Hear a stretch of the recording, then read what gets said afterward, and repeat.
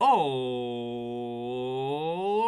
then. Good morning, good evening, good afternoon, and welcome, one and all. My name is Michael. I'm the Dead Aussie Gamer. This is my place. This is my face, and welcome to Pathfinder Pray for Death, our Pathfinder Second Edition adventure featuring these wonderful, incredible, and talented role players who are my Patreons who help support the channel and allow me to continue eating solid food.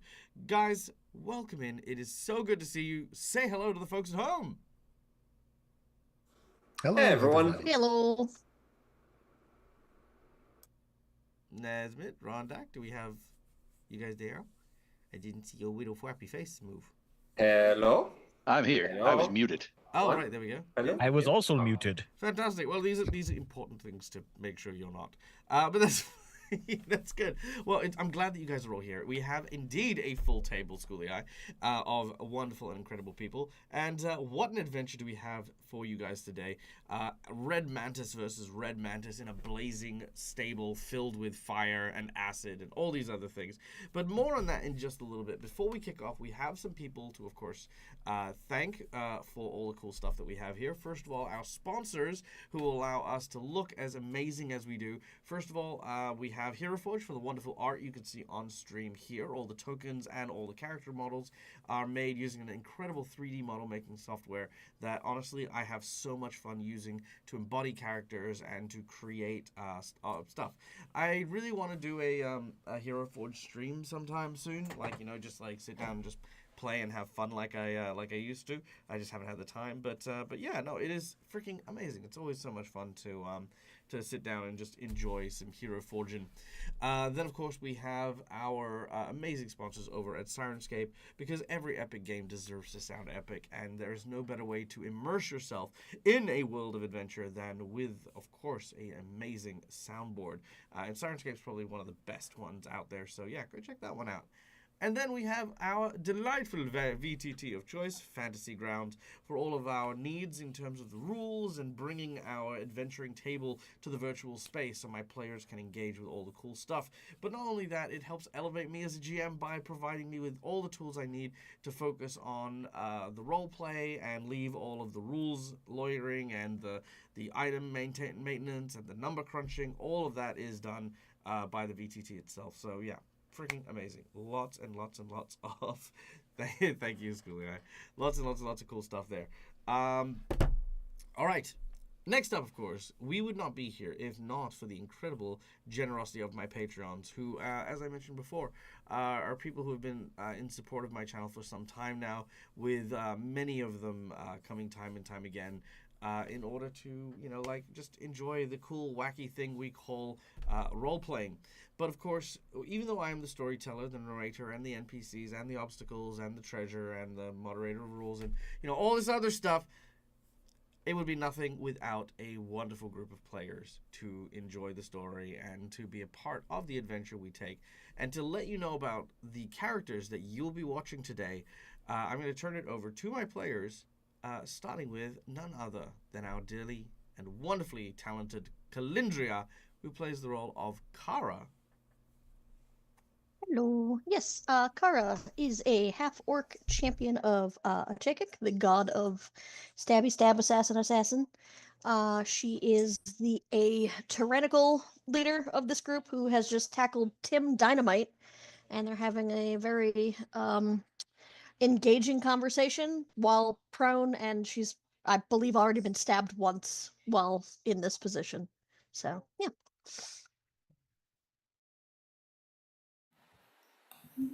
Hiya, I'm Mac and I play Pietro. He's a Dampier swashbuckler who, he's fine at the moment, really. It's just, he was a bit concerned because his friend was being really weird and, like, nowhere near the level of prestige that he's used to, but it turns out that was just a fake, so it's fine now. The friend does still want to kill him, but, you know, this just happens sometimes amongst friends.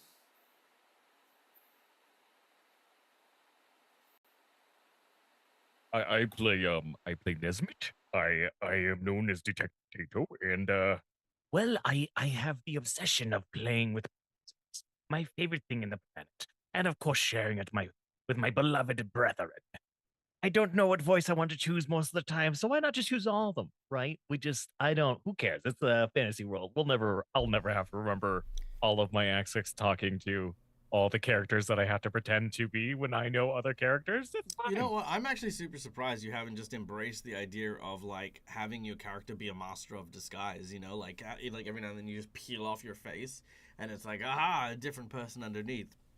Like, you know, you could have literally told me, like, hey, can Nesmith just suddenly, like, not be a catfolk? Like, just pull their face off, and it turns out they're an elf!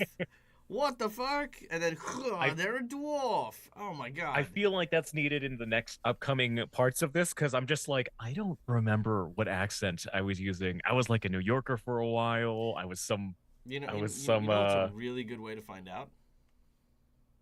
ooh, how are we going? How are we going about it? Watching any of the episodes we've filmed and, like, broadcast and put onto, like, YouTube and stuff. You say that like I can follow through and remember after I've seen even one episode to remember the type of voice I was doing that moment. You can Yeah, copy yeah, your I think voice. you Yeah, oh, come on. Luke. Who are you talking to about you talented mod? Well, this coming from again a DM, right? And also I know that there are other DMs inside this game who are like, and we do these accents, No, and no, I no, go, no, no, no, no, no, no, no, look no, up no, there. no, no, sir, gentle, sir, gentle, professional, paid voice actor, sir. I have no doubt in my mind that you have the ability to hear a voice and go, oh yes, no, it's that voice, and just copy it immediately.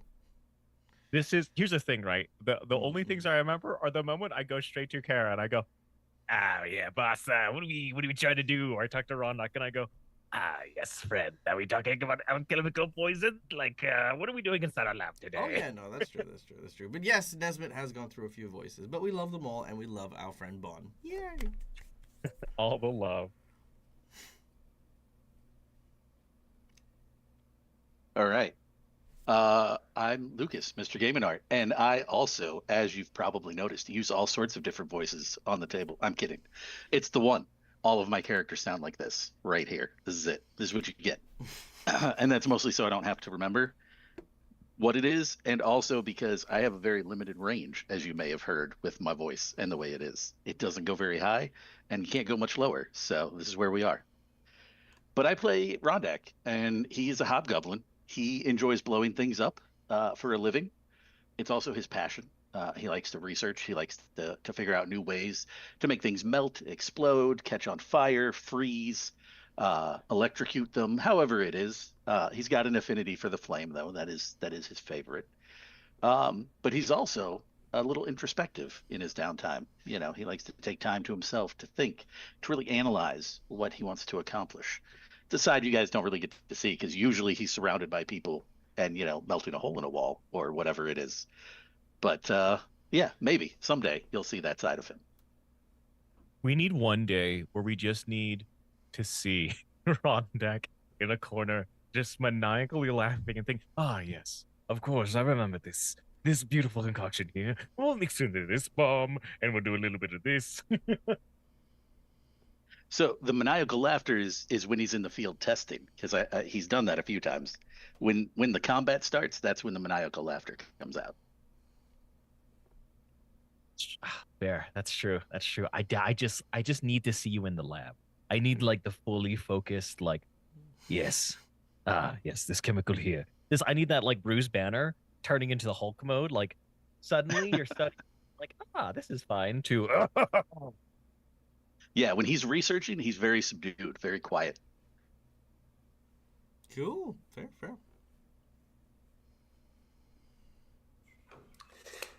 That means it's on to me. Hey everyone, I'm Matt from All Things Fantasy, and I play Balsam, a explorer who likes traveling to new places, meeting new friends, taking their blood to assassinate them. You know, all the usual things that every other vacationer does in their spare time.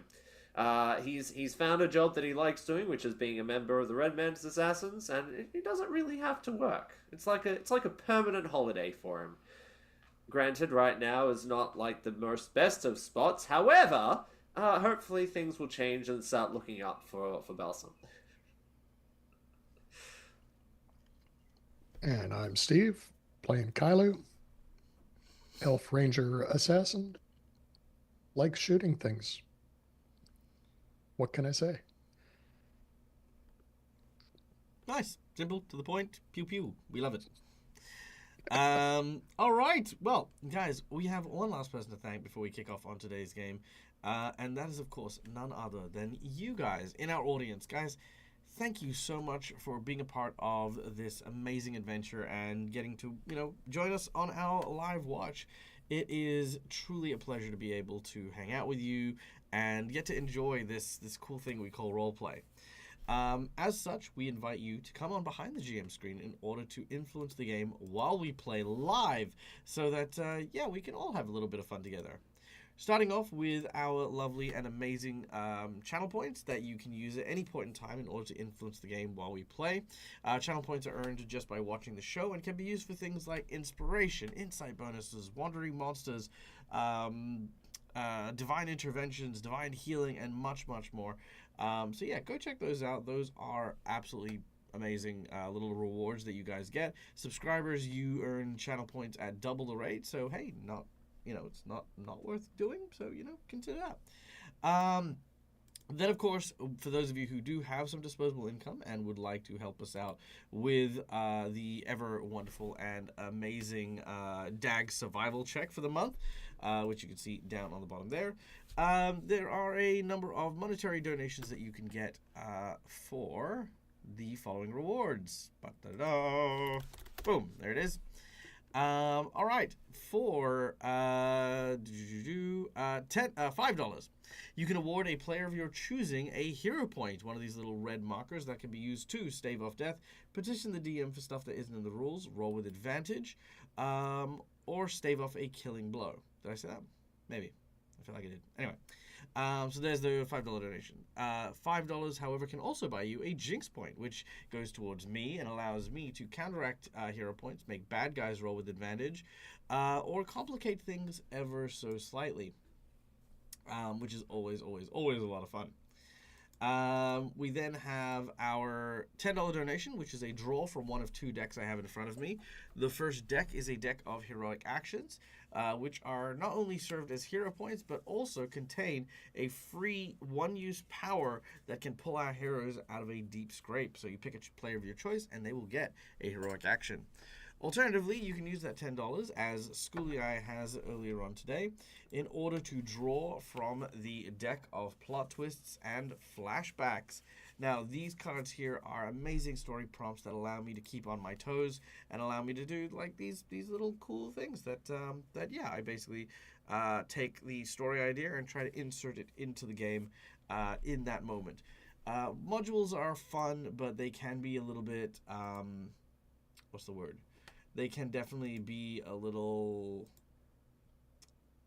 linear, I guess is the right word. So this sort of stuff allows me to keep flexible both as a GM and a storyteller. So lots of fun. Then of course we have our $20 donation, which is a natural 20. What am I saying? The natural 20 can be used as a critical success, allowing our heroes to bring to life even their most imaginative storytelling role-play moments with a good old natural 20, which is always amazing. So there you go.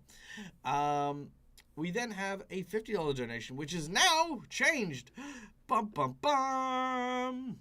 So, the $50 donation has... Actually, there should be three things. I don't know why I didn't. Hold on, wait. Did I not update it properly? 1 second. I'm an old man, and I did not update it. Okay, there we go. Let's try that again.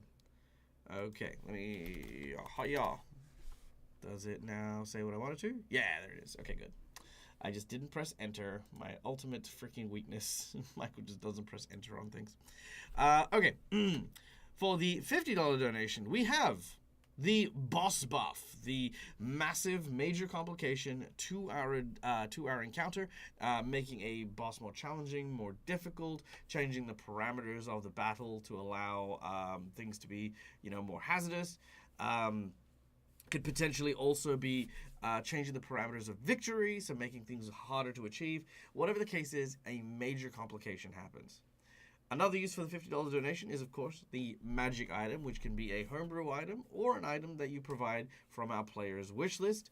And we now have, in lieu of the Harrow draw in the channel points, we now have the Harrow buff. Now, the Harrow buff is a group buff where everyone will simultaneously get a boost, first of all, to a statistic of their choice, providing a +1 in a stat that is drawn from the Harrow deck. Secondly, they will get a free reroll of any skill or ability or power utilizing the draw from the Harrow deck. And last but not least, they will also receive a 1d6 that they can roll on every check made using either an attack action, a spell action, or their armor class. Attack action, spell action, armor class. So there's a d6 that they will roll, which they can use at any point in time in order to boost themselves and hopefully provide themselves a victory or a dodge, basically. Yeah. So everyone gets that boost for the game. So it is a big special cool thing that we're now adding. So yeah. Then lastly, we have our $100 secret menu item. I did not get time to think about what I wanted to do this week, so I'm going to keep it the same as last, which is for the $100 massive secret menu item. You will see the conversion of the assassin that the group is currently fighting, a swashbuckling kitsune by the name of Talaro. He will join sides on our heroes' escapades, and will join them along with Steve, whoever that happens to be, in assisting our heroes in their quest in Pray for Death. But if you don't want it, then you know what? I'll give it a second option. If, however, you do not wish, Steven. Oh, Steven. Sorry, Steven. Yeah, because I was going to say, we already have a Steve. That's fair. Yeah. Steven. I don't have him here. Like I said, I forgot. If you don't want Talara to join the group, but you do still want to donate the donation, then I will give a gift from Talaro to our heroes. The gift will be one of his known spells, which will be either Translocate, Paralyze, Mist, Sure Strike, and that is it. So yeah, each player will get to pick a spell of their choice, and they will get it as a once per day ability. So that's our $100 secret menu item. There you go. Turquoise Vixen has redeemed inspiration to Balsam. Balsam, your next D20 roll is at advantage. Yay, thank you. All right. That covers everything. We good to start? Sure. We're on new balls. Woo. Okay. Reluctantly, yes. Reluctantly, yes. Oh, okay. Solely because of the three people in front of me. That's fair. All right. Well, without any further ado, let us return back. Oh, sorry. There are donations. All right. Sorry. Donations. So, our $10 donation that we got from Schooly Eye, as a random card is drawn, we have. Da da da da. Okay. Okay, we can do something with that, I guess. Maybe.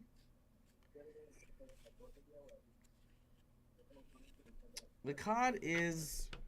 Okay, I'm going to try and do this not in... Like, not as part of my regular game. But it is called Cliffhanger.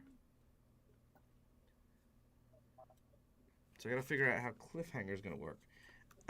Okay, so that is that plot twist. Let's see, the pre-show. We have pre-show donations. Let me go check my pre-show donations. Because pre-show donations are important as well. Pre-show donations. Why are you hidden from me? There we go. Okay, here we go. We have our Sunday pre-show. Nat 20s for Pietro, Rondak, Kailu, and Kara. And a hero point for Kara as well. Yay. All right. Did someone do one for me? Because I did the other ones, but not for me. I know, which is why you get one. Oh, well, thank you. You are welcome. I wasn't expecting that. I appreciate it. I am very aware. And that is why you get one, because you weren't expecting it, and you weren't entitled to it. You didn't ask for it, and you were very kind enough to support your teammates, so you get that. Done. All right. Which means our heroes are locked and loaded, fully ready for today's game, which we will now dive into. As we return to a small tavern that is currently beset by a group of assassins, our heroes, engaged in a battle of life and death, fight for their very survival against a former ally and comrade. Now, our heroes were tasked by the Red Mantis in order to go to the crown of the world and square off against Olduf Bladecaller. Upon his death, however, the champion, or the herald of Gorum, the god of war, descended upon our heroes and fought back. Not at all pleased that they had slain one of his god's champions, the blade was quickly felled by the efforts of not only our heroes, but the assistance of a bright red dragon. It was then our heroes were told that they had been framed, that someone had informed the Order that our heroes were committing assassinations without the approval of the Red Mantis, and now Mantis agents were coming to kill them. Enter Talaro, a vicious, yet proud Red Mantis, a zealotous creature who is very, very much taking his role seriously in the disposal of our heroes.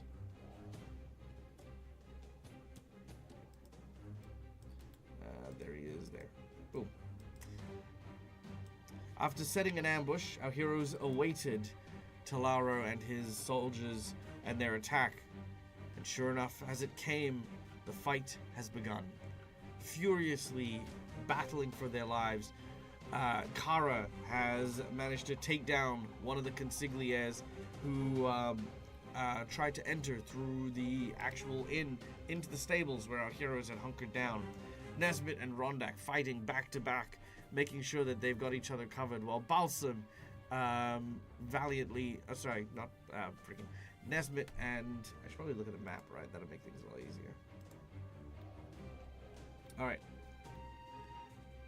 So, Kailu, Balsam, and Pietro fighting back-to-back against assassins, while Nesmith and Rondak support from a distance. Rondak, realizing that fighting in such an enclosed space against so many is probably not going to be a good idea, melted part of the wall to the north in order to try and curry an escape. However, as the battle ensued, it was learned that the behavior of the Talaro our group was fighting was a little different to the one that they knew. And as the wall melted, emerging from the night, Talaro, the real Talaro, emerged in front of Rondak, while the fake one, their disguise seems to be kind of coming undone. With our heroes now fighting tooth and nail, who will emerge victorious? Let us now return and find out. Now, let's re-roll initiative here, because we are at the top of the round, so this is as good a time as any. Alright, we are going to start with Tim Dynamite. I don't remember how we got Tim Dynamite, but he is there. As the Red Mantis that Kara was fighting, is he still prone? He is prone. He manages to push Kara off him and rise to his feet as a move action. With his second action, he says, "Gosh, Kara, I didn't give you permission to touch me. And now you're gonna regret it when I show you my ninja skills." as he draws out his saber and attacks with 2 attacks.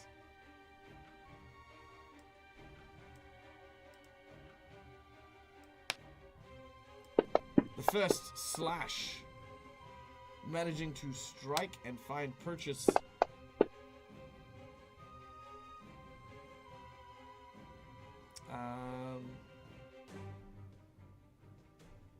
It didn't do the sneak attack though, which is weird. I'm going to give you some sneak attack damage. Hiya. So that is an additional 7 damage. If you could add that to your character, please. Mm-hmm. And with a second attack, another strike.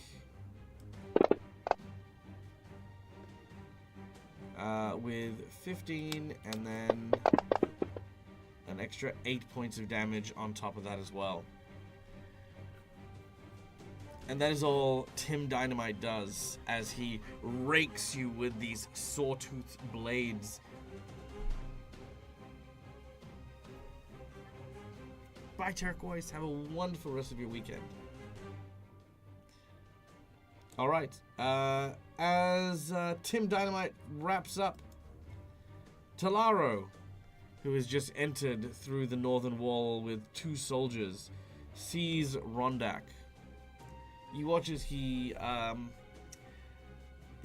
of like, as he enters, he's not even holding his weapons. He's holding his mask, his actual red mantis mask. He wants you to, well, basically, as he's entered, he's kind of like looked at you and said, I could see that you are quite adept at entertaining guests. I have always expected this of all of you. But this, you wouldn't be trying to leave the party. Not before we've cut the cake, Rondak.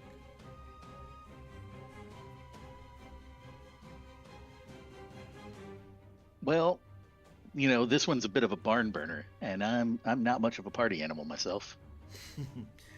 He smiles, showing his kitsune teeth bared as he says, "Oh, but I am a party animal." He then puts on the red mantis mask and draws his blades, and that is his turn. Nesbit. For the time being, you have basically been laying low and providing support from a distance. Balsam has been protecting you, but it looks as though you might need to step out from the shadows as the new Talaro has emerged. Look over to my friend. Well, it seems that we have some business to take care of. All right. Who shall I go for first? And then I'm just gonna I'll roll for stealth. There we go. I'll do the sneaky. Where are you, bud? There you are.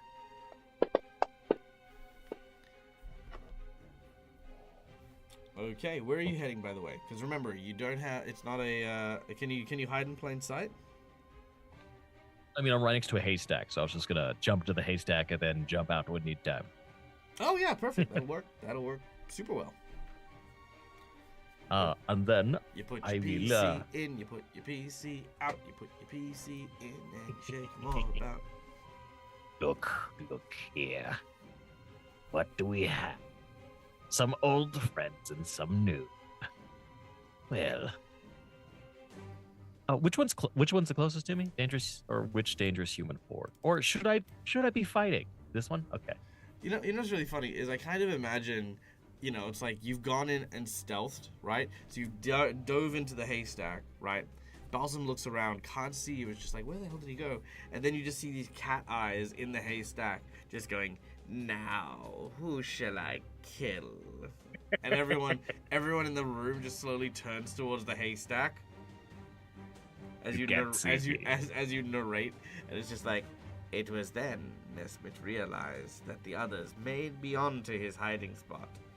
Thinking quickly, he stabbed the one behind Kailu. No, the other one. The other one. No, the other one. No, stop looking at me. I need Stop, to go yeah, for just the other one in that spot there. Turn There we around go. so I can stab you. Stop looking. I can't do the cool thing if you're staring at me. I would. Okay, anyway. As far as stealth, let's. He doesn't. Where you going? Sorry, question. Does he get advantage because I'm flanking the other guy? Or does he have to actually be in melee range? Oh, okay, so I'll explain. Magical. So somehow you've literally just dove into the haystack and no one has noticed you. In the Look, everyone's slightest. very focused. Yeah, everyone is super focused. Now, Kailu, to answer your question, the way flanking advantage works is you are providing a threat in that space, right?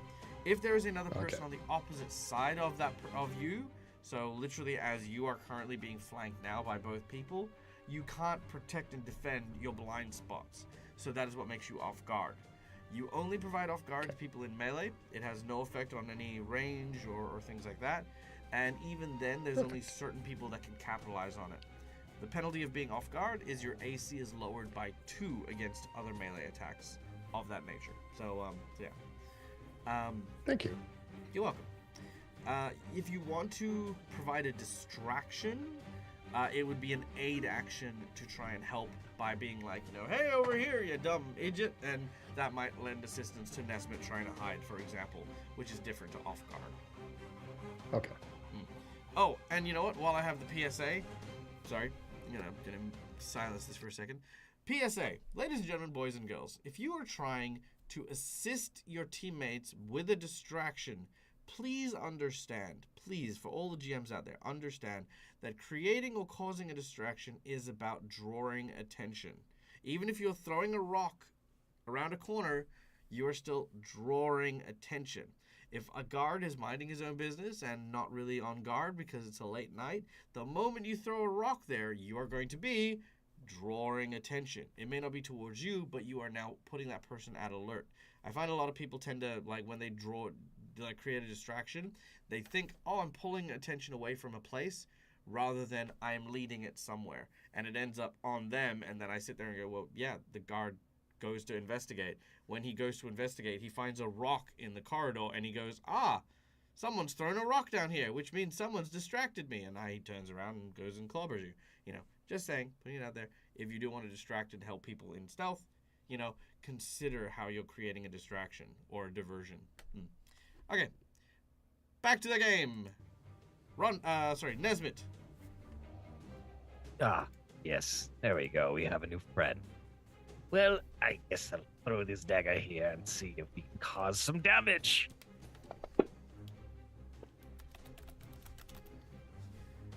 I can! Yay!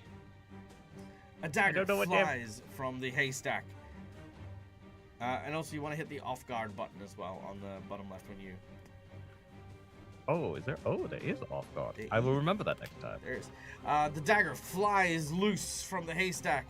Roll your damage as it stabs into the back of the unsuspecting assassin. Wow, nice. 22 damage as they are pierced. Oh, I do love them, friends. All right. You've got one more action remaining. You've stealthed, you've attacked, you have one more. I will attack the other. Well, I will double. Seeing that dangerous human 7 seems to be in dire need of health. I'm a notice that the bleeding is occurring. And I will do some more attacking. All right, let's do it. You lose the second dagger. Which one is which one was the one that got the critical? They're both just completely unaware of me, right? Yeah, no, okay, so every single one of them was the first roll, and they are unaware, and they got 23 against your 35, which is a critical fail. Then Tavaru also got a natural 1, which is a critical fail. So they're all critically failed against you. That's magical. No one knows I'm here. I can never leave this haystack until we run. Well, actually, now that you've made an attack, at the end of this round, they'll know that you're there. Well, that's fair. I guess that does make sense. Yeah. I think if a haystack threw a knife Actually- at you, that would. Actually, if you kill number 7, I'm gonna make it that because they critically failed, they don't know where you are. If you kill number Yay! 7. I'm the support, guys. I'm the support. I can do something to help you guys. The cavalry is kind of ish here. Ooh, okay. Because it's okay, like number not knowing 7. where the knife came from. It's like, that guy died. What the hell? Where'd it come from? And then, you know, What is this? that is a Oh. miss. Oh, wait. I'll re-roll that. I have the thingy things. The hero pointy thingy things? Yes, yes. Okay, go on. You do have a nat 20. Nope. One's enough. One's Okay, enough to very know well. when the luck is out. All right. Which also Unfortunately- makes it a little bit funnier because I throw one knife, hit the guy, and then go, yes, I did it! And then throw the other one. We weren't supposed to be looking. Wait. he dodges the next one. Okay. I like to think Esmond jumps up, like, yeah, I got him! Wait. So, next up is the fake Talaro, who is behind Pietro. He looks at the Dampia with vicious eyes snarling. On fire, poisoned, bleeding, frightened, Frightened Off of guard. Pietro. Yeah.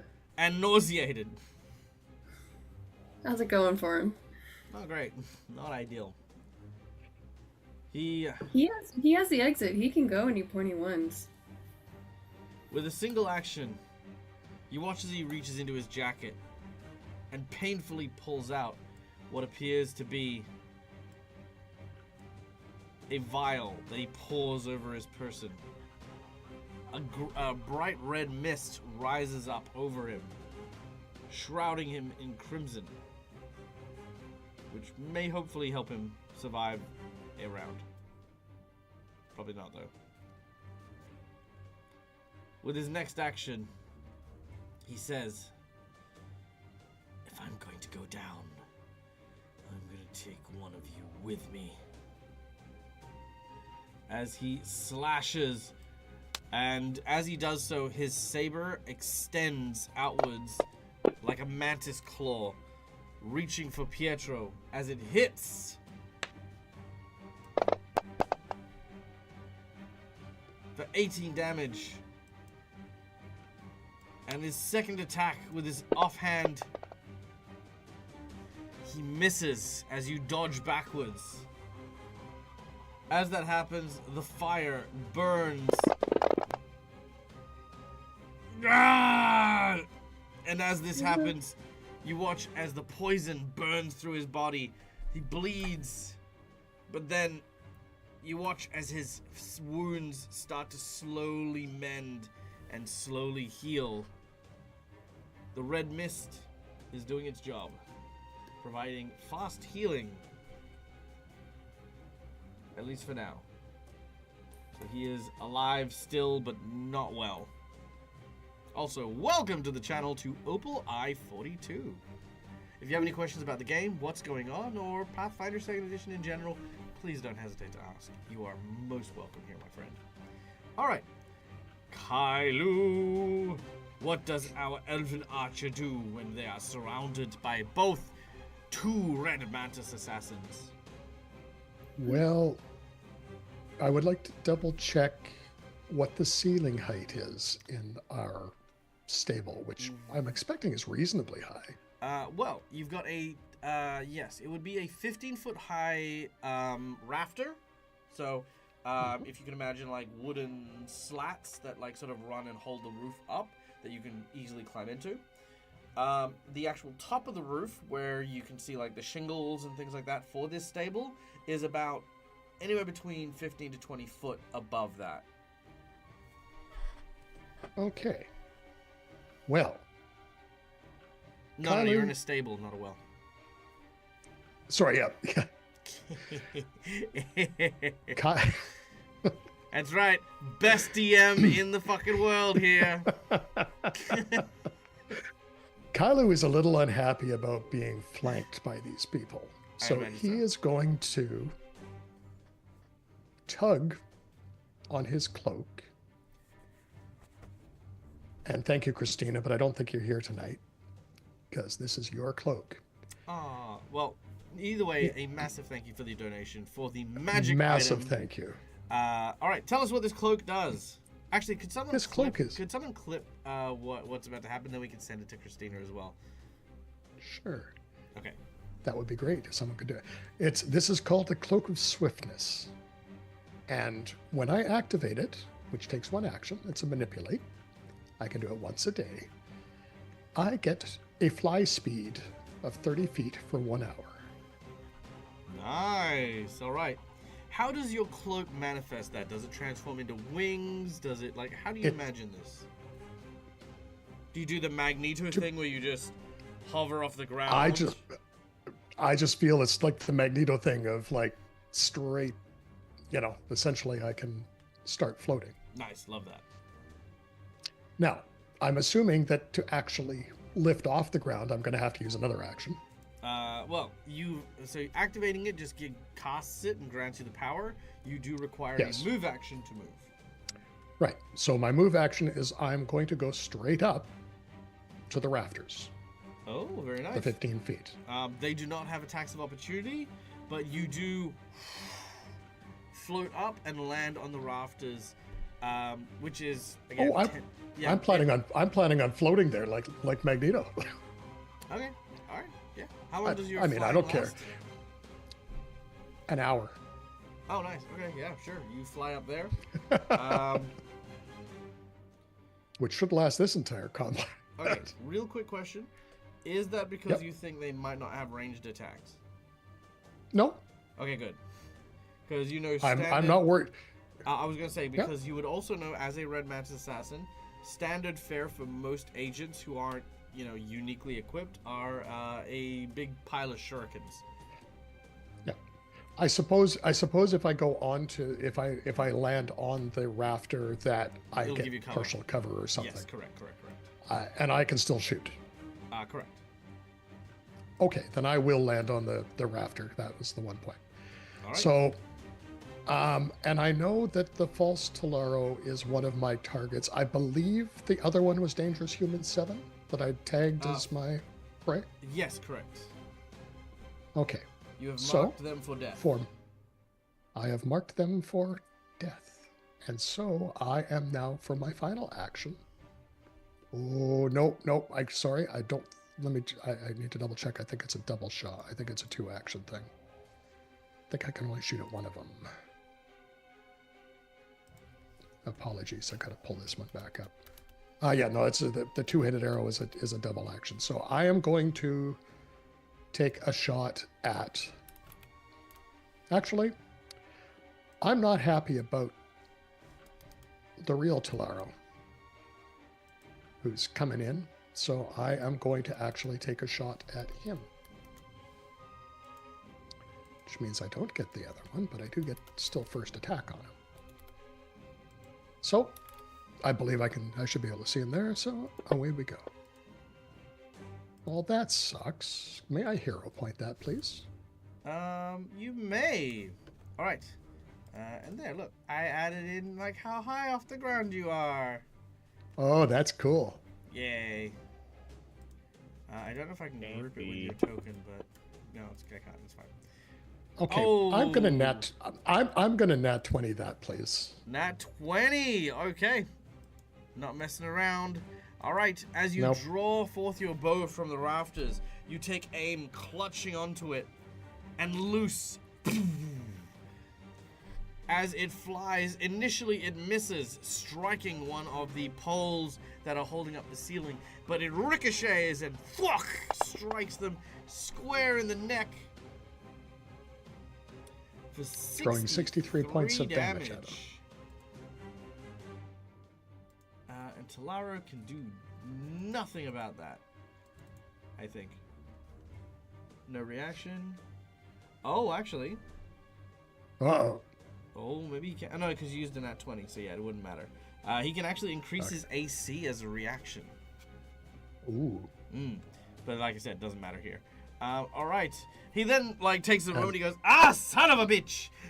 And he looks around. He's like, "Who the fuck is shooting me with arrows?"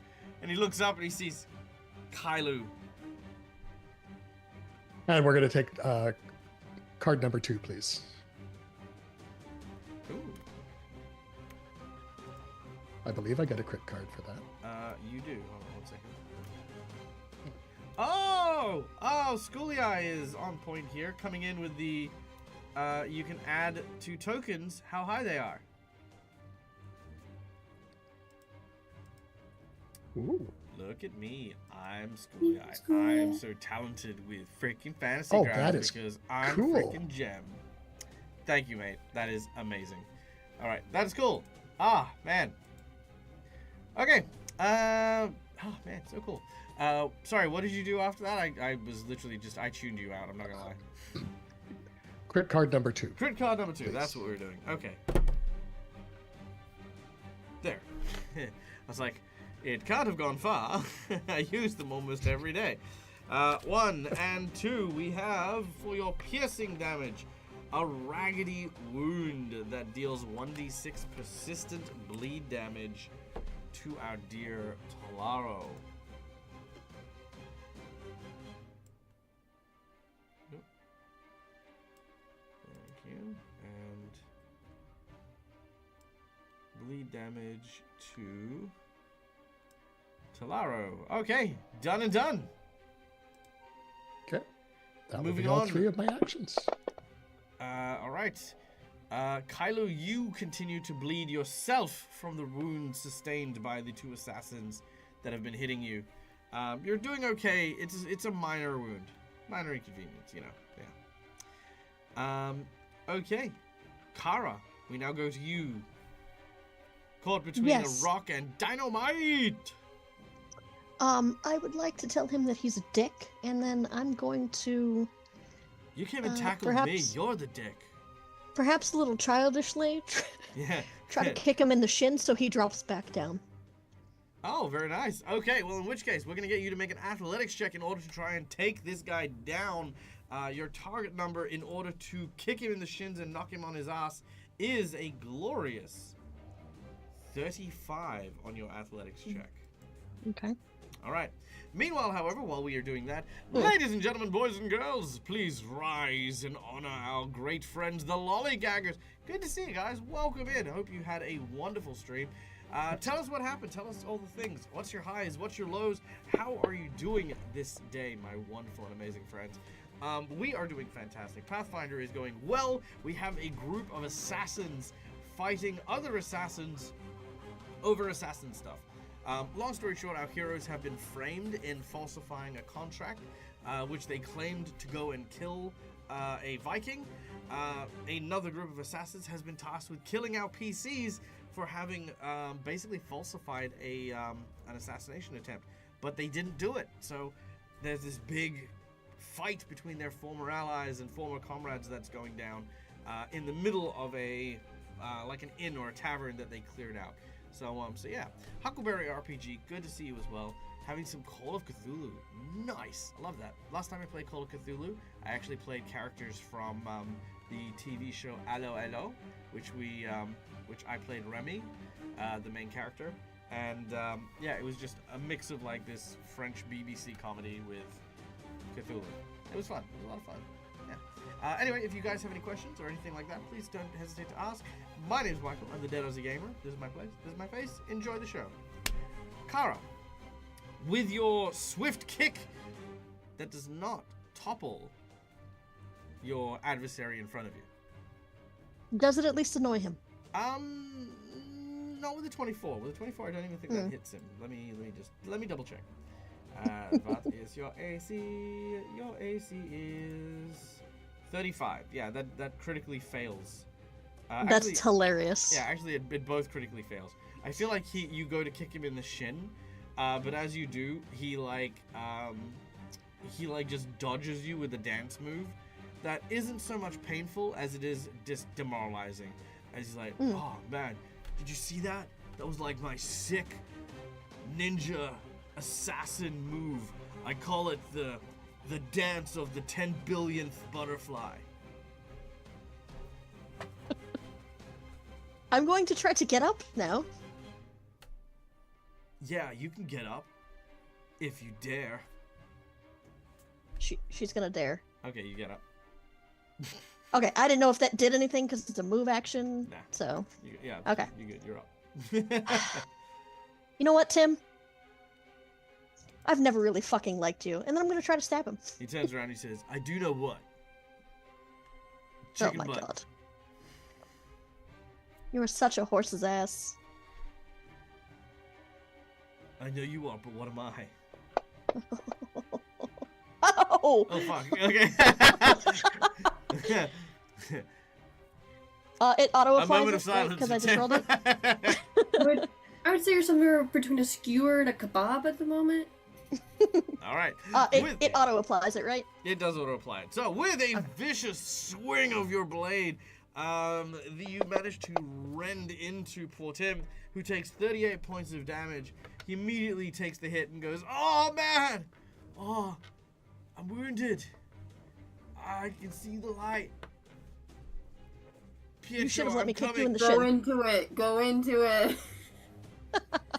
From the other room, you just hear Pietro. Walk towards it. Pietro, I'm coming. I was gonna make you president. It's me, Grandmama. Grandmama? Is that you? Alright, give us a number between 1 to 5 for your crit card. We'll just do one. A 1. Kaboom. This is a slashing weapon. Brow to chin. The target takes a -2 penalty on perception and ranged attack rolls until they are healed.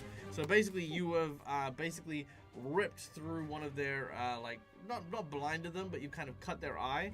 And those of you who have ever had this happen, when you have a brow cut, they can usually be quite deep and they can like pour a lot of blood into the area. So he is now struggling to kind of see as he's wiping blood out of his eye. Yeah, very, very much a good, clean hit. So, I believe you tried to kick him in the shins, you stood up, and you cut him. Anything else? Correct. No. Well, I mean, I'm going to tell him he looks much better now. You're welcome. He's like, oh, I always look cool. And, you start to bleed. As blood begins to jettison your body like rats from a ship. You do not manage to stabilize the wound. As we then go to Rondak, our alchemist. Hey, thank you so much, OG Lava Kitten, for the $10 donation. Let me know what you would like to do and what you would like to provide.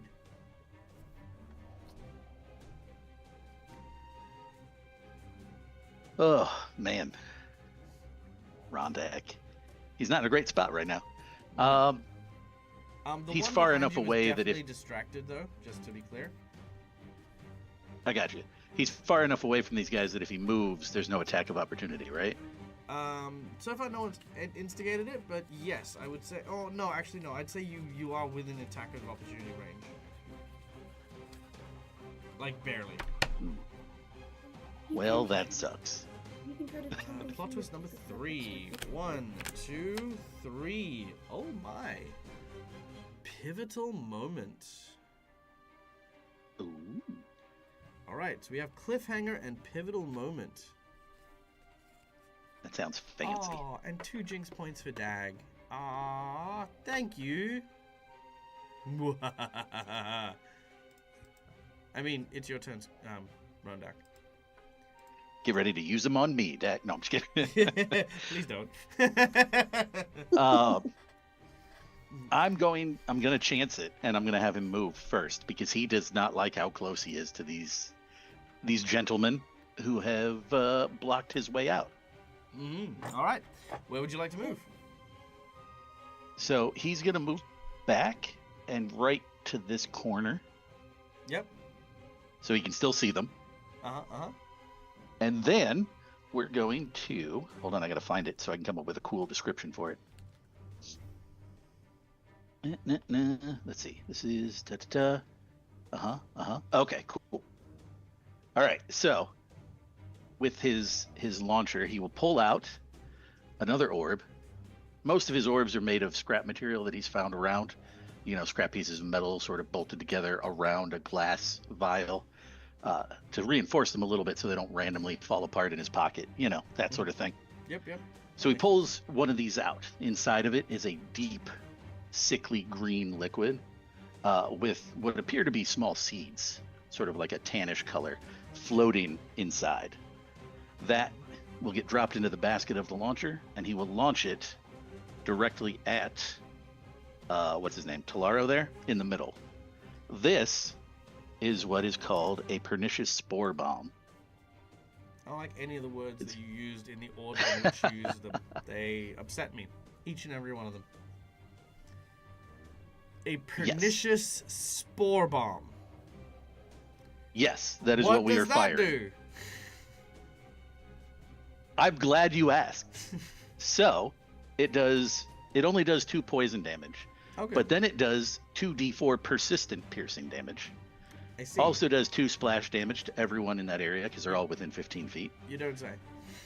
And the splash area becomes coated in vegetation, making it difficult terrain for 1 round. Son of a bitch. Which should theoretically limit their movement. Yes. Alright. So 10-foot area, right? Yeah, I think it's 10 or 15. Is it 10? I think it's 10. That sounds right. Well, your choices are either you could throw it directly at Talara, which would give you that range, or you could throw it here,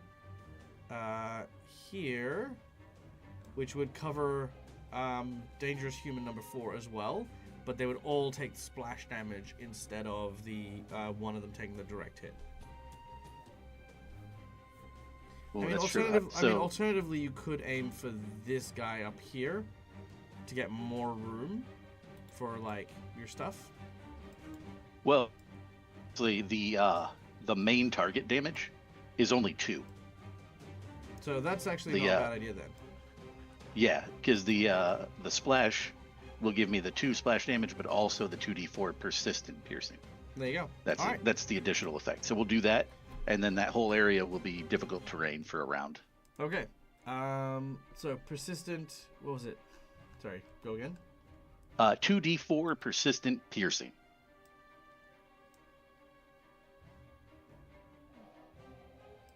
Okay, 1 moment. I need to make this up. So, add there.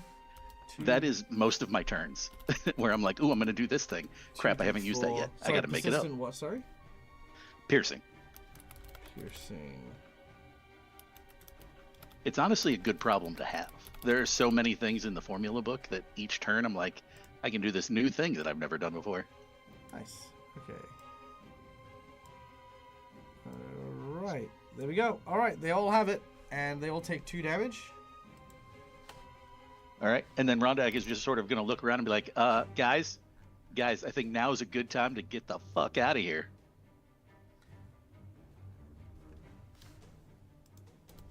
And that's me. That's Wait, my we're turn. leaving? I was so excited to be in my haystack. The giant ears out of the haystack. Alright. Done and done. Pietro, you are up next. Hello. Dad, Yeah. I had a thought. That feels very cruel, but that feels fitting for a Red Mantis assassin. Is it okay if I do something that's a bit cruel? A bit cruel or cool? Yeah. Cruel is Cruel. fine. Absolutely. Do I need to put a mature warning? I don't think so. I'm just not used to doing anything that's mean. Yeah, it's fine. It's your character. You can decide how cruel or cool or any of that you would like to be. Yeah, like, I mean, if you were talking about doing things like peeling people's skin off, rolling it in salt, and putting it back on again, sure, okay, maybe I might put up, like, a warning of, we are going to be gory and disgusting, you know. But if you're not going to go that far, we're good. Carry on. You have my consent. Let us turn now to my players. Players, do you give consent for something cruel to transpire from Pietro? Yes. Absolutely. Our partner? Absolutely. Fantastic. You have been given... Sorry, Nesmith, was that? I missed yours. Of course. Nice. Okay, there you go. You have full support and consent from everyone at the table, by all means. No, I'm nervous. Yes, so it almost feels like there's a lot of people watching at the moment. Just need a second. Okay. Okay. So Talaro, the fake one, our friend here, yeah? Yeah. He's not looking too hot. So he takes a little potion of fast healing. Mm-hmm. Okay. It's not that cool, I know. I'm not used to this. As the hook chain is now broken, I just kind of have the loose chain at this point. Mm-hmm.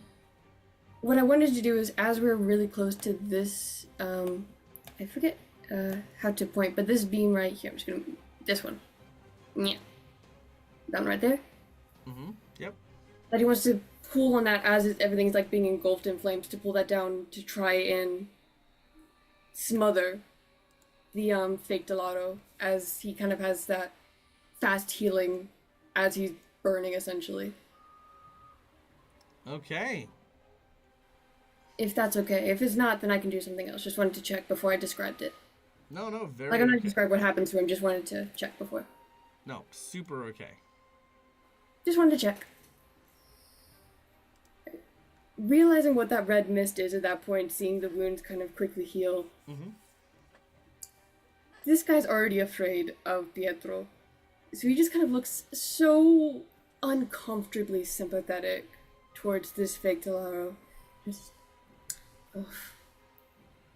I am so sorry. I do not like being cruel. However, I found your performance lacking and I need to move on to bigger stars. And he's going to try and wrap and pull down one of the beams. All right. Let's turn that into an athletics check. As you throw these the chain up, and then you're just basically trying to wrench it down. Sorry, I've just got the door. I'll be back in 2 shakes. Yes, athletics check, and we'll be back in 2 seconds. Okay.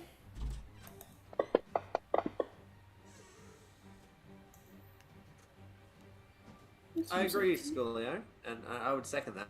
That's a great use of the environment, Mac. Very good. Very great job. Thank you.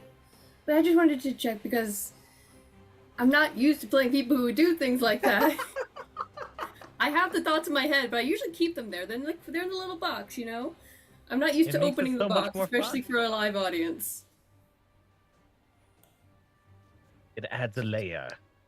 Yeah, just a excitement. little, just a little one. I fear my intrusive thoughts.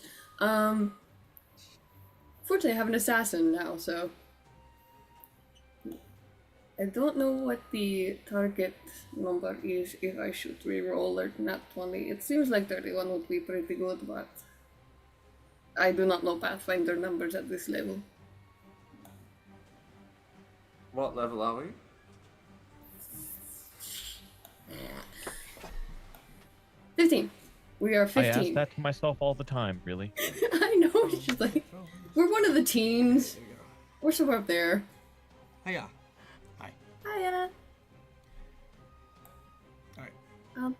I do not know Pathfinder numbers very well at this high of a level, so I don't know if that's good or not. Okay. But Let's have a look. 31. So you are level 15. The target number that you would be looking for is a 36. Okay. Is it okay if I do a reroll? Absolutely. Thank you.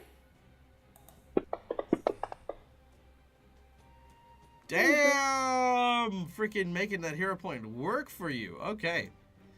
As you reach up and you grab hold of the beam, you start to pull at it.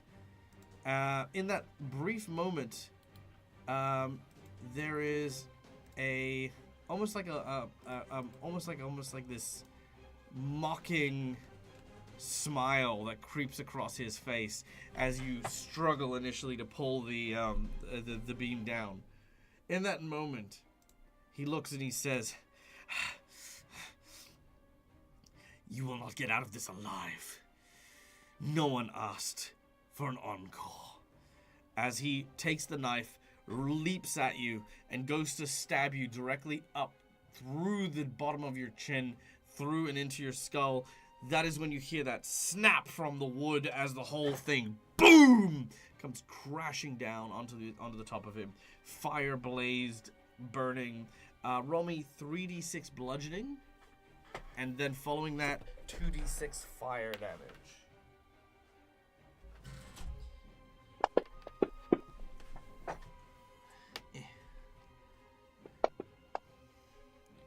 Alright, that is 18 points of damage.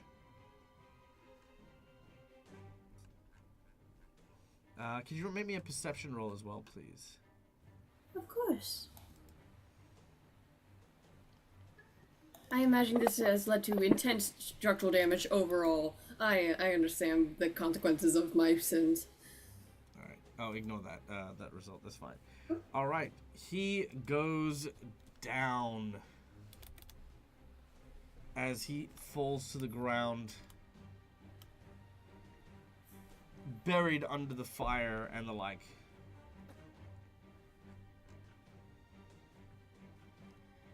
Any final cutting words? Pietro is not cruel, really. Usually when he kills, it's as swift as possible. This was just knowing that it would sting a little. It would stick. So he just looks down as he's underneath all this rubble and just... I do hope the potion wears out quickly for you. I am so sorry you got caught up in this mess. And just pure sympathy as he just turns back around to the other guy. Alright, well, we'll come back to the other guy in just a moment, but right now, the one from behind Kara lurks quietly. Surprise! Stab.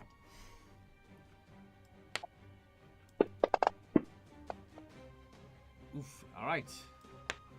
One stab. A second stab. Oh no, a critical miss! He got too excited. He's far too energized. Kara, give me a number between 1 to 5. I saw you go. Yep, I'm muted. I said let's work our way up and go to 2. 2. Okay, let's see. Oh no, his weapons got tangled. He has to use an action to untangle them. So as he's gone for his second attack, it's got caught on his belt. He looks down at it and unfastens it, and he's like, "Ah, dang it!" And that is all he does this round. Sorry. Because... Sorry, you also take 6 points of sneaky damage. Alright, because I didn't wish to interrupt you, I would use Iron Command when he struck me. Ah, very well. You tell him to kneel, and he will not. He will take your damage. You son of a bitch. Oh, look at that. 3's 12 damage. And then... Sorry, you said 6, correct? Correct. All right. Oof. Kailu, behind you, these individuals are just going to throw shurikens at you. Just before they do, Yes. I believe you've got me flagged as off guard. I don't think I should be off guard anymore. Oh, yes, very true. I guess I'll take you off guard. Off guard. Thank you. I'm on guard. You're on guard. Okay. The first shuriken misses you. I am applying cover as well, by the way. The second attack will critically miss you. I'm just going to roll the third one because I feel like he's going to critically miss again.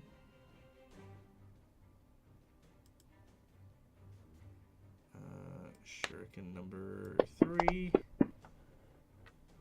Just a regular miss. Okay, give me a number between 1 to 5. 2. 1, Please. 2. Here we go. Ranged attack. Backfires. The shuriken bounces back and strikes him in the head. He takes 10 damage as the shuriken hits him. Alright.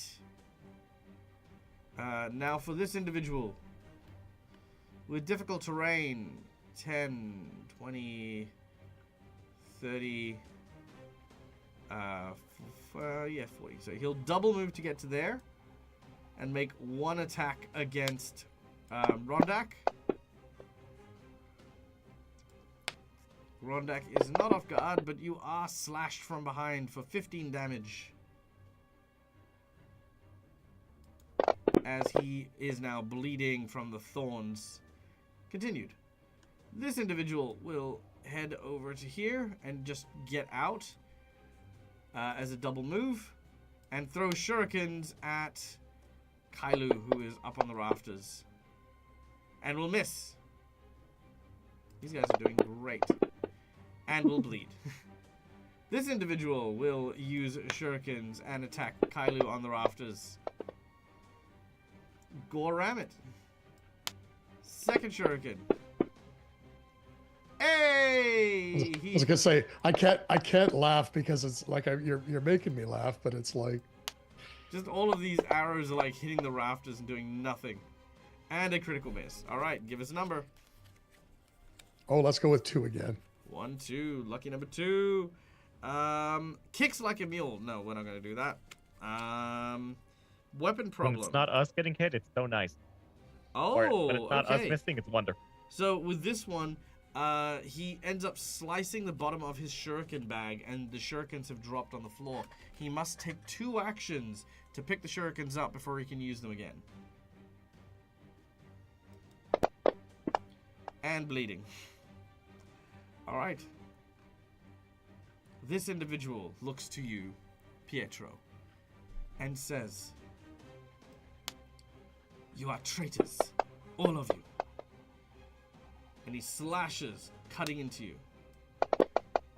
"You shall not make it out of here alive." He cuts again. "For the Order, for the Mantis, for Akachek." And with his last action, he is going to use a prayer attack. But instead of attacking you, he is going to try and grapple you.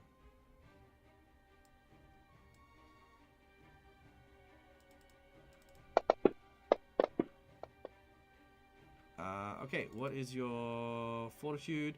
Fortitude's 23. The DC is 33, which is going to be just enough for him to be able to grab you. As he turns up, Well done. and he holds onto you.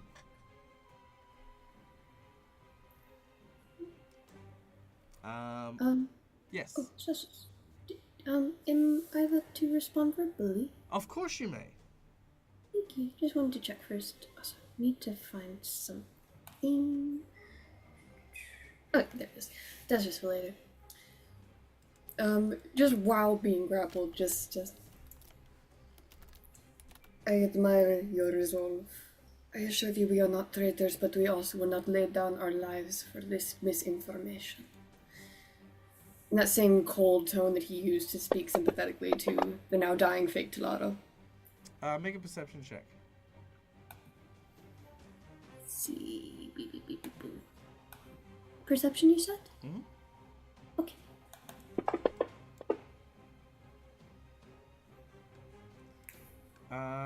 Something's up with this guy. Damn, something's up with everybody. God damn. Can they just leave me alone with their weird stuff? No. First it was Fate Tolaro, now it's this guy. Just like, why am I getting all the ones that are acting weird? Maybe. Who knows? Could be anything. Alright, Balsam, we now go to you. Balsam burrows his head, and you see his shoulders shake. Nesmith, for a minute you think he's crying, but then you hear small chuckles escaping from his masked face. There's so much blood. He outstretches his hands, and pretty much all the blood bleeding out from almost everyone who's bleeding kind of condensates. Sorry, go for it. All the blood that's bleeding from everyone that's bleeding. That is Pretty the much. best, I mean, that is the everyone's best just about line bleeding. Isn't it? I have ever heard in my life. I love that. You're Yep. welcome. Yes, I'm those glad I could blood-filled make your blood day. men who've left their blood lying around all willy-nilly. Well, it's their own fault, really. I know. It kind of gathers to Balsam to create a halo at his feet, almost. As he casts Consuming Darkness, which is his focus spell, which is a really cool spell. There is going to be on this first turn, there's going to be a 5-foot barrier around Balsam that is made up out of almost indescribable horrors made of this blood that's forming around him. And this is going to affect enemies. So Okay. so there's like at this point in time, and it's going to increase every time he sustains the spell by 5 feet. So it starts off with a 5 feet barrier around him. Yep. He's going to just kind of casually walk up to this guy. So this guy is within 5 feet of that barrier. He will need to roll me a reflex check, please. Not a problem. Actually, can I make him roll that? I can make him roll that reflex save. So I'm going to do that.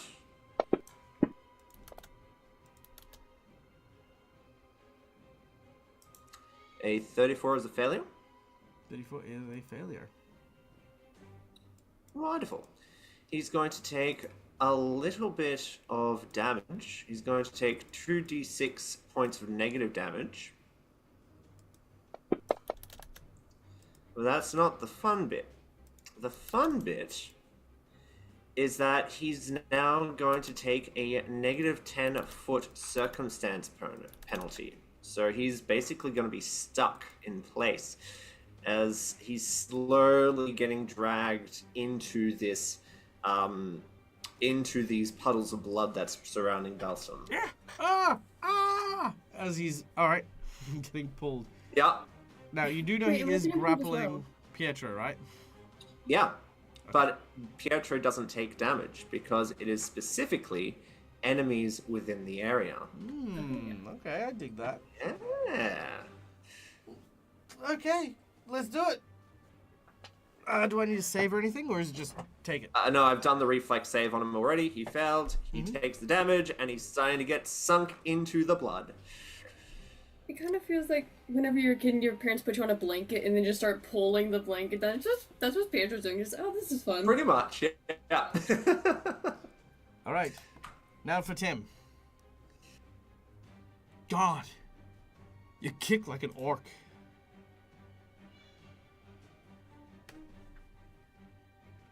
Let me show you how real ninja kicks.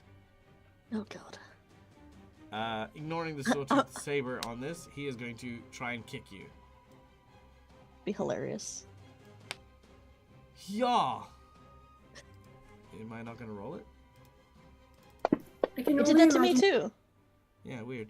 33 to hit. Shit, hold on.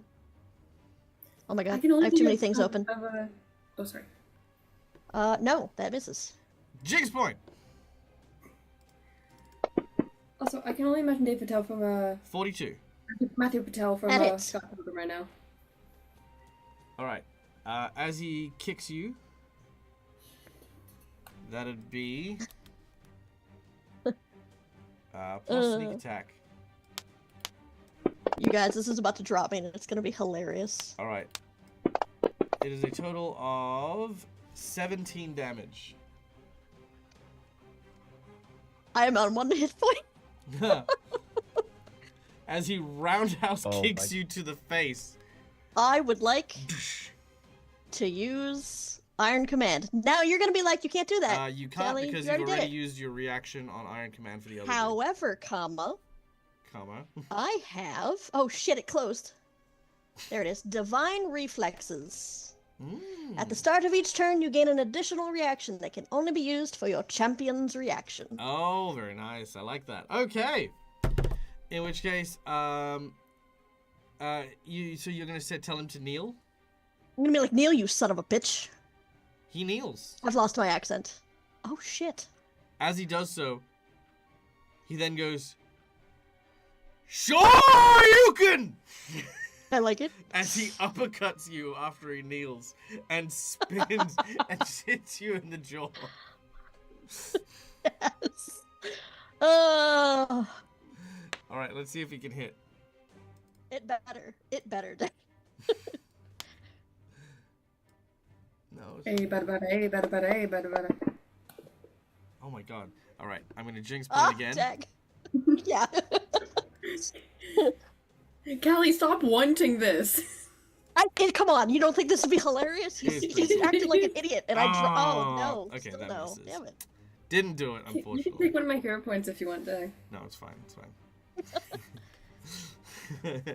Thank you, Gaja. Yes, no, I thought it was too. All right, but thankfully, however, even though the uppercut did come, Kara, you tilt your head up just in time to lean back with it and take that kind of like a half step. Actually, you know, before I forget, what's your AC -2? Because you are off guard. 35. 35? Okay, yeah, no, that's fine. Yeah, that still doesn't do anything. Dang it. Yeah, it's fine. All right, so yes, you dodge. But also they managed to avoid the attack. Now, Talaro pulls the arrow out of his shoulder, throws it to the ground. He looks at Kailu. So, it is games you want to play. Very well. Then let's play a game. He is gonna move just out of the painful spiky spikes. And with his next action,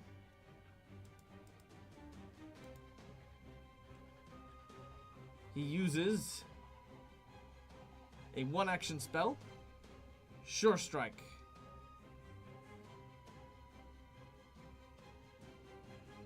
Which does a thing. And it's a good thing, too. Something that I definitely know Sure Strike does. Because I know what this spell does. He gets to roll twice and take the higher result. As he throws the arrow back at you. Ooh. So that's going to hit. And let's see if I can get better than that. Or I can get the exact same thing. Okay. Alright, so Kailu, the arrow hits you in the shoulder. I need you to make an acrobatics check.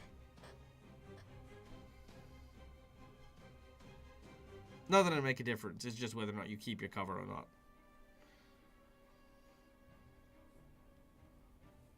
That didn't work just a second. Natural 1. You know how I said that it wouldn't matter because, you know, your cloak would let you fly?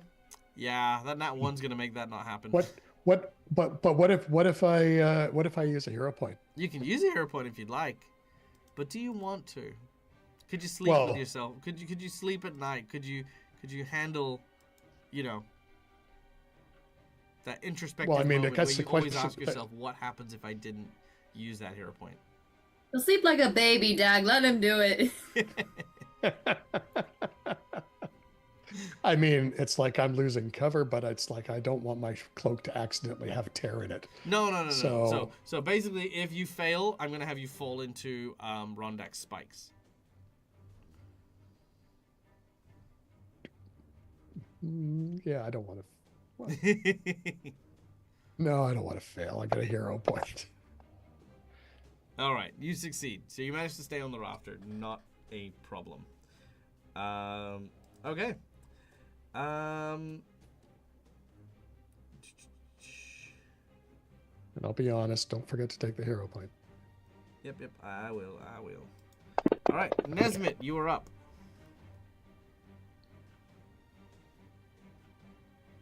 I was hoping I'd watch to see my friend fall, but you know, that's fine. Meanwhile, well, everyone's like dying and stuff. Ooh. Wait. Hey guys, are we still running? Quick pause to the not enemy of mine. Wait, actually, that's not. Hey, friend. I mean, my Why friend. is it? Why Wait, is I that mean my he still current talking? actual Why does friend. it sound like Nesmith? Wait, the ones on my side. Yes. Are we leaving? Staying? What are you doing here? What are we waiting for? Do I stay or should I go? I don't even know anymore, man. I don't know. Okay, good to know. Good to know. I'm just gonna. You are no and then I longer just- stealth, by the way. Oh, I'm running. I'll meet you guys outside. As you know, poisons are great, but my close-handedness, not so. Oh. And, yeah, that's great. I'll go with that. Easy done. You Run rush. it, better run. Love you guys. Come on, you follow along. I'll be right here with you All right. in spirit. You sound the retreat. Nesmith beating a fleet foot. However, Pietro.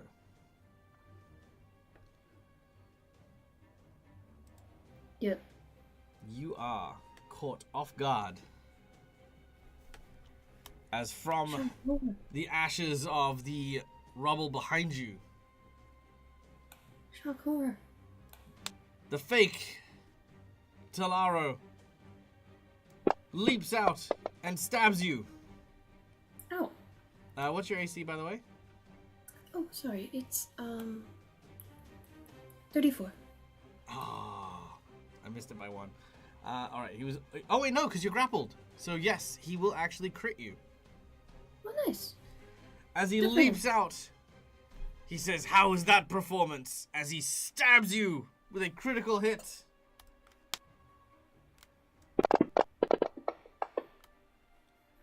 For 39 damage plus 3d6 sneak attack. That's an extra 4 damage on the top of that.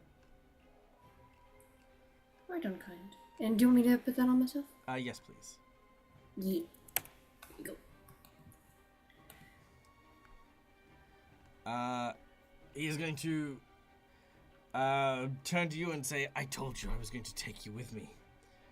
He's going to yell at his teammate, "Now!" And he's going to use an athletics check with assistance to try and pull you onto the fire.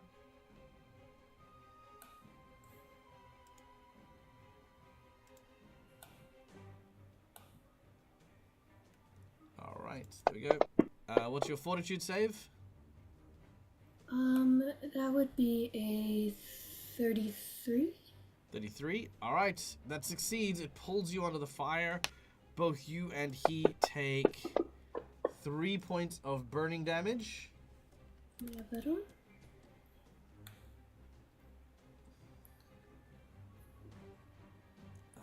Let's see. I can do math. That's fine. Oh, good. And he's going to try and stab you one last time. Because why not?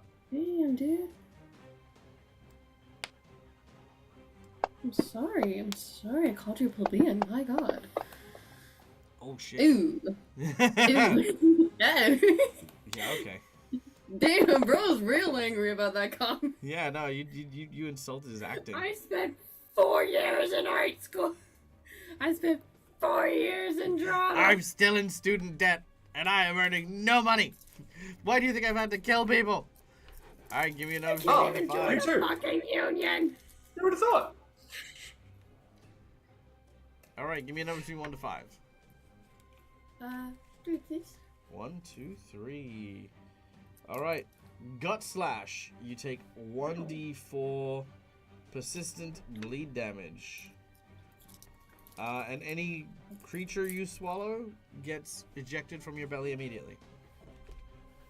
I'll keep that in mind. Yeah, good. Please do. Yeah. Let's see. That would have been really helpful for Nesmith. Oh, yeah, true. Alright, by the way, you actually do have quite a lot of persistent bleed, by the way. Yeah. Alright. After that... this is not magical bleed, so there we go. Okay. As fake... Talaro is now done.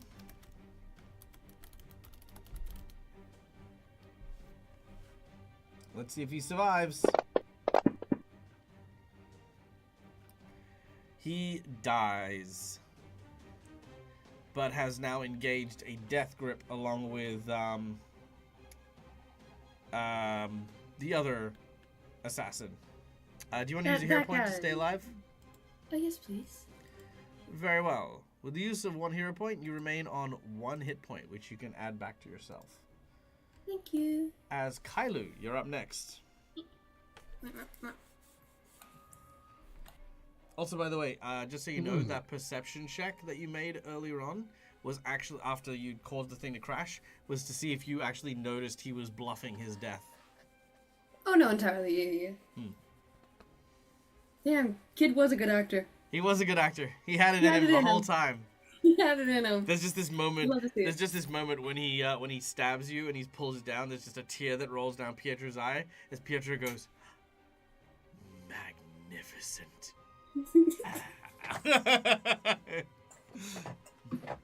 That's gonna be his last words as he's dying. It's just, you did good, kid. Just, well done. All right, Kailu. Okay, Kailu, having lost one of his marked preys, is going to mark the real Talaro and I believe dangerous human number 8. Because I'm not happy about the fact that Pietro appears to be down and they're grappling him. Sure, yeah. Oh yeah, and dangerous So- human number 8 is holding them in the fire.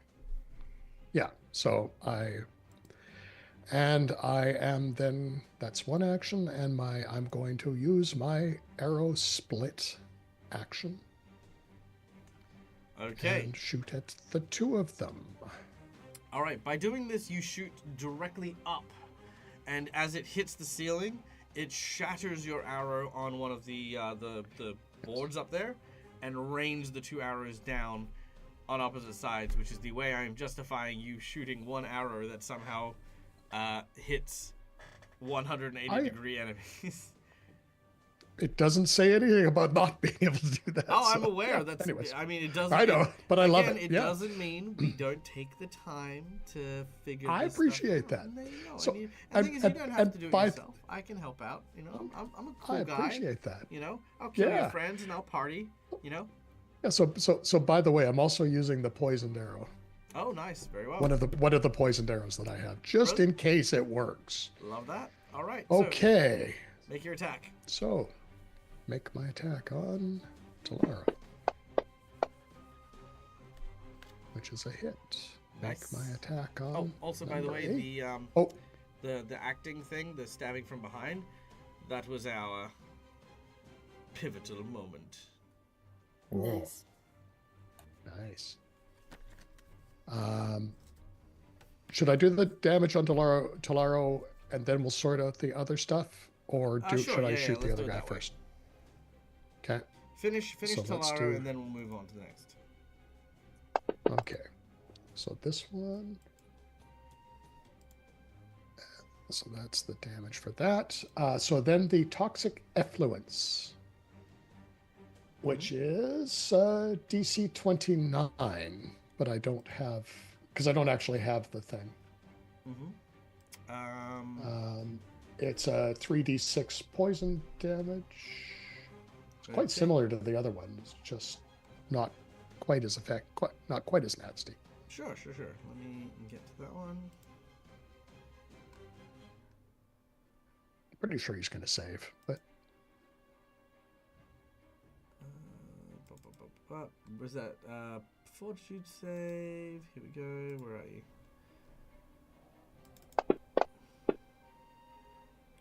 Not like that. He's not. oh, not like that. He's not. So maximum duration 6 rounds. Stage 1, 3d6 poison damage, 3d6 fire damage, clumsy 1, and enfeebled 1 for 1 round. And then it increases. Did you use this on someone earlier? No, I used, just let me double check. I used Life Blight Residue. It's quite similar, but a lower DC. The other one was a higher DC. I see. Okay, hold on 1 second. So what was the Yeah. persistent damage? the 3d6 poison, 3d6 fire, clumsy 1, and enfeebled 1. Okay, 1 second. Clumsy 1 and enfeebled 1. I guess, and then it seems to increase each time. So I guess it's a resave each Correct. round. Okay, so I'll just leave this up here and ignore that. Okay.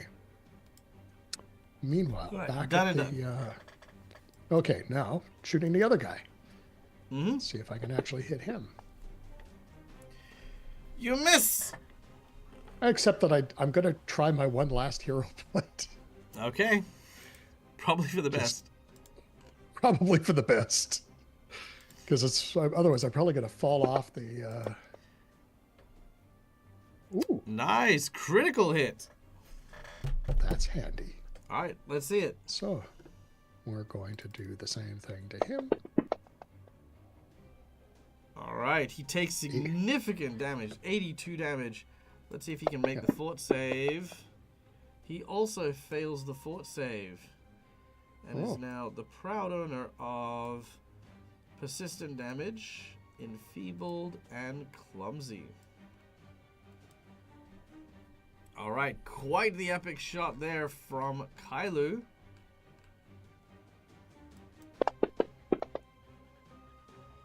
Who is no longer bleeding. Excellent. As we then go to Kara, who remains on 1 hit point. Doesn't the bleeding damage kill me? Or is At that the end of my it turn? will, Oh, okay, gotcha. but you also Thought it was the hero points. beginning. Two questions. Yeah. One is, what is considered a strike? Is that just my attack? Usually things with an attack roll. Okay. Because all it says is make a strike against the creature. I wanted to make sure. Yeah. So a melee attack. I mean, technically speaking, Okay. grapples and trips and stuff like that. Those are. Well, I intend to strikes. stab. Oh, yeah, Slash. Yeah, that of course is a strike. Yeah. And then second question is, how do I figure out my class DC? Okay, so if you, I'll do it on chat for everyone to see. So if you pull up your character sheet, which you can see here, on your character side tabs, you should be able to go down to combat, which will bring up this menu here. On the left-hand side, you'll see there is S attack, which is your spell attack, your SDC, which is your spell DC, and your CDC, which is your class DC. So yours, That's pretty cool. yours is telling me that it's 31 for your class DC. Okay, cool. All right. I am going to turn around to face. Every now and not- then I get a little. Turn around and I'm gonna go not Tim, and then I'm going to do a gruesome strike, and let's see if I actually hit before I do say anything even remotely cool sounding. Wait, so you're gonna hit? You're not hitting Tim. Correct. Okay. I'm hitting not Tim, which is now Oh his no, name. not Tim.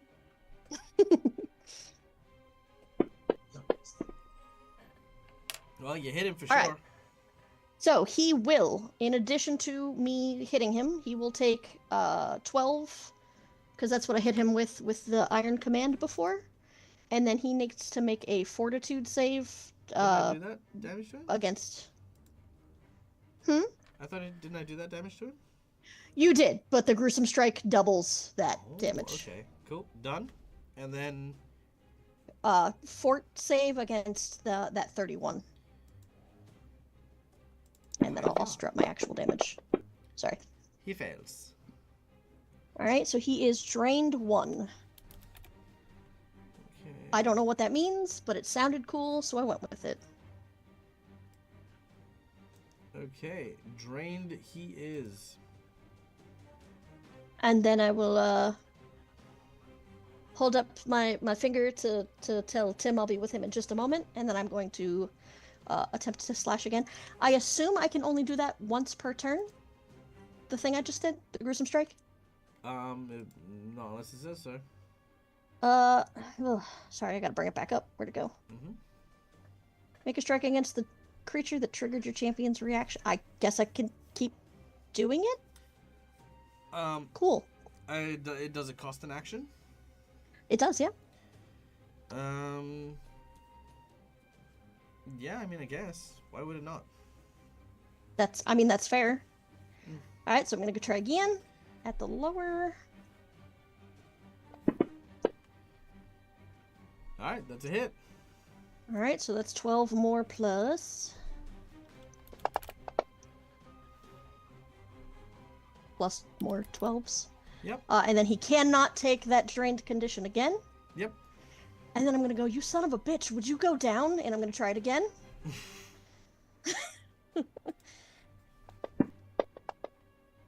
Yes! All right, so Sorry. roll your crit damage. It's like, you son of a bitch, why would you go down? And then with that, you take him down.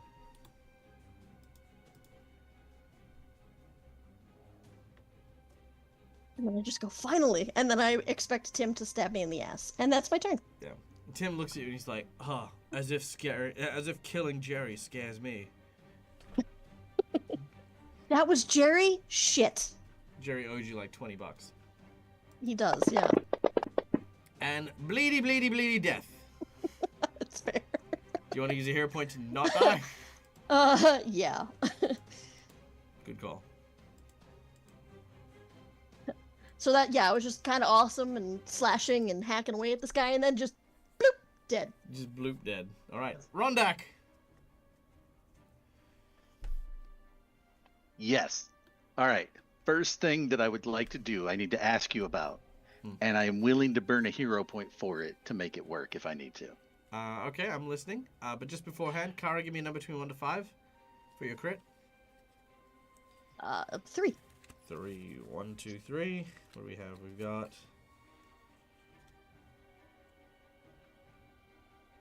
No, that's fine. Okay, cool. I just needed to check to see if there was like a free attack against Tim. Oh, there is not. And we forgot the crit card on the other guy. Damn it. We did. That's fine. Okay. Kara. I mean, sorry, Kara. Rondak. You want to use a hero point? Yes. If I need to, yeah. Which I don't know if I do. Probably. I don't know. It's something a little different. So, Rondak is going to, my idea, put a vial into his launcher. It would be familiar to the group. It's a vial that's got a rather soothing blue liquid in it. It's a healing potion because Rondak likes to dye his blue. Because he likes blue because he's blue. Dabba dee dabba die. Please don't. I hate that fucking song so much. He is going to drop that in there and launch it towards Kara after yelling, "Kara, heads up!" And I just want to get it to her and have her catch it, basically. Ooh, okay. I'll take a hero point for it. I do like it. It'll take 2 actions. One to load your gun and the other to fire. I was wishing it was a t-shirt cannon. I'm wondering whether or not to be mean and make Kara do a reflex or an athletics check to catch the ball.